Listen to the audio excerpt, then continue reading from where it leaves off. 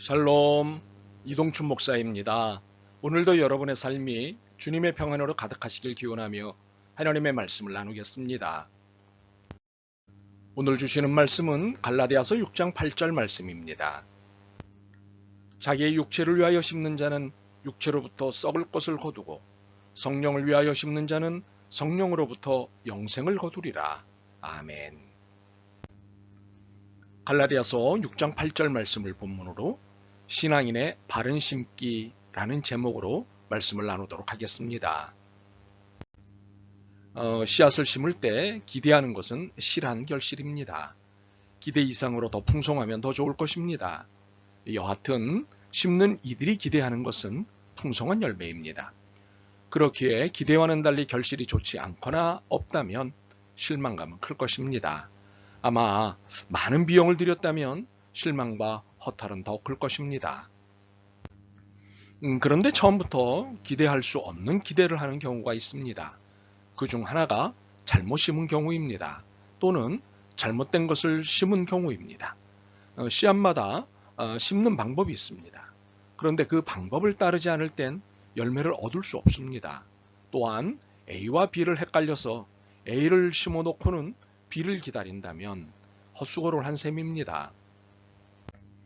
이러한 일이 우리의 인생에도 동일하게 일어납니다. 바른 씨앗을 선정할 뿐만 아니라 바른 방법으로 심어야 기대한 결과가 나타나듯 바른 삶을 선정하고 바른 태도로 그 삶을 살아가야 기대한 인생의 결과를 얻게 된다는 사실입니다. 물론 기대한 것 이상으로 나타날 수도 있고 그 이하로 나타날 수도 있습니다. 그렇지만 심은 대로 거두는 것은 진리입니다. 본문의 앞절인 7절의 말씀입니다. 스스로 속이지 말라. 하나님은 업신여김을 받지 아니하시나니 사람이 무엇으로 심든지 그대로 거두리라. 그렇다면 우리 신앙인에게 바른 씨앗은 무엇이고 심는 바른 방법은 무엇일까요? 8절을 다시 읽어보겠습니다. 자기의 육체를 위하여 심는 자는 육체로부터 썩을 것을 거두고 성령을 위하여 심는 자는 성령으로부터 영생을 거두리라. 본문에 의하면 신앙인에게 바른 씨앗은 성령을 위한 씨앗입니다. 이는 영생의 열매를 내는 씨앗입니다. 이를 달리 설명하면 자기 육체를 위한 씨앗이 아닌 것이 바른 씨앗입니다. 썩지 않고 멸망하지 않을 영원한 생명을 내놓는 씨앗입니다. 그렇다면 성령을 위한 씨앗은 무엇일까요? 갈라디아서 5장 22절과 23절입니다. 오직 성령의 열매는 사랑과 희락과 화평과 오래 참음과 자비와 양성과 충성과 온유와 절제니 이 같은 것을 금지할 법이 없느니라.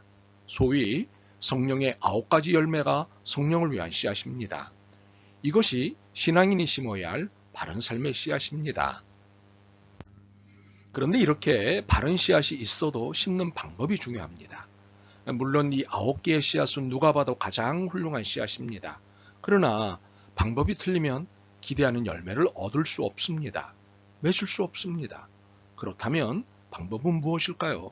8절을 다시 보겠습니다. 특히 8절의 앞부분을 주목하겠습니다. 자기의 육체를 위하여 심는 자는 육체로부터 썩을 것을 거두고 성령을 위하여 심는 자는 성령으로부터 영생을 거두리라. 주목해야 할 것은 자기의 육체입니다. 이 말의 의미는 자기 자신을 위하여 심는 씨앗을 가리키는 것입니다. 자, 이해해 볼까요?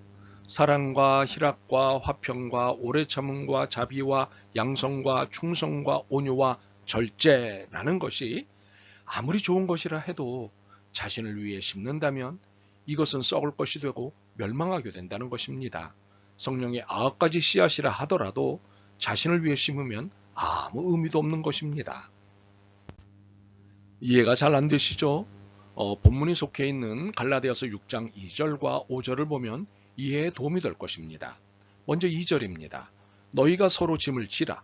그리하여 그리스도의 법을 성취하라. 이번엔 5절입니다. 각각 자기의 짐을 질 것이라. 자, 이 두 절의 말씀은 서로 상반되는 말씀으로 오해할 수 있습니다. 그러나 연결된 말씀일 뿐입니다. 서로가 상대의 짐을 져주라는 말씀입니다. 물론 자기 몫의 짐이 있지만 그리고 함께 짊어질 짐도 있지만 서로가 상대의 짐을 짊어져 주라는 말씀입니다. 무엇보다도 서로가 상대의 짐을 짊어지는 것입니다. 내 짐은 물론이고 공동의 짐도 짊어져야 하지만 상대의 짐을 져주는 것이 우선이라는 뜻입니다. 이것은 자기 육체를 위하여 심는 것이 아닙니다. 자기 자신을 위하여 사는 삶이 아닙니다.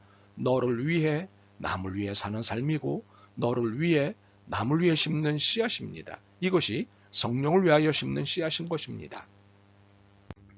하나님은 우리의 삶을 타자의 삶에 두셨습니다. 그리고 타자의 얼굴에서 하나님의 얼굴을 보게 하십니다. 그렇게 타자가 아니면 하나님을 뵐 수도 내 삶의 의미도 찾을 수 없습니다. 참으로 하나님은 우리를 이렇게 살게 하셨습니다. 그러므로 이기적 욕망을 경계하고 금지해야 합니다. 문제는 이것이 무척 어려운 일이라는 사실입니다. 아무리 애써도 전적으로 이타적 삶을 산다는 것이 쉽지 않습니다. 인정하시죠? 그래서 우리에게는 매일 매순간 필요한 것이 있습니다. 갈라디아서 6장 14절입니다. 그러나 내게는 우리 주 예수 그리스도의 십자가 외에 결코 자랑할 것이 없으니 그리스도로 말미암아 세상이 나를 대하여 십자가에 못 박히고 내가 또한 세상에 대하여 그러하리라. 우리 그리스도인에게 매일 매순간 필요한 것이 있습니다. 십자가만 자랑하고 세상에 대하여는 죽는 것입니다. 세상이 주는 일체 욕망에 대해 죽는 것입니다. 세상이 가르치는 일체 욕망 교육으로부터 죽는 것입니다. 이렇게 죽는 것이 이기적 삶을 버리는 것입니다. 예수님처럼 너와 남을 위한 삶을 사는 것입니다. 이를 위해 날마다 매순간 죽어야 합니다. 사실 타자를 위해 산다는 것이 보통 힘든 일이 아닙니다. 우리 자신의 욕망 덩어리이기 때문입니다. 그런데 이것 못지않게 더 힘든 이유가 있습니다. 갈라디아서 6장 9절을 보겠습니다. 우리가 선을 행하되 낙심하지 말지니 포기하지 아니하면 때가 이름에 거두리라. 우리를 힘들게 하는 보다 큰 이유는 낙심입니다. 우리는 너를 위해 선을 베풀다 낙심하는 경우가 많습니다. 그 이유는 여러 가지가 있겠지만 상대에 대한 실망 때문입니다. 선을 베풀다 뭐 저런 인간이 있어? 라고 할 정도의 실망이 오면 선을 행하는 일에 낙심이 생깁니다. 바로 이것을 극복하라는 격려가 7절 말씀입니다. 포기하지 말라. 때가 이르면 그 열매를 거둘 것이다.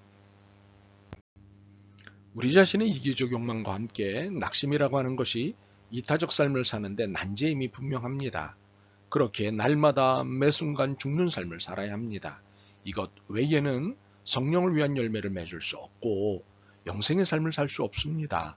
사실 씨앗의 기본이 되는 것은 죽는 것입니다. 죽어야 열매를 맺을 수 있습니다.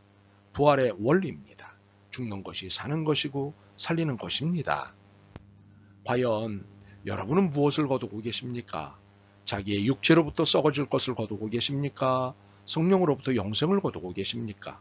부디 사랑과 희락과 화평과 오래 참음과 자비와 양성과 충성과 온유와 절제의 열매를 맺는 여러분이 되시길 소망합니다.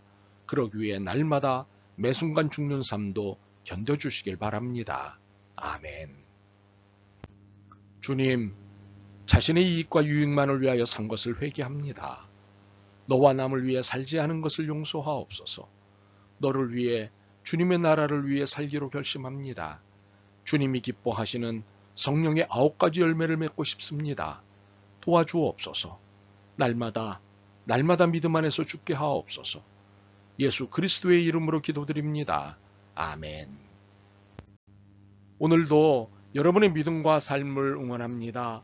사랑합니다.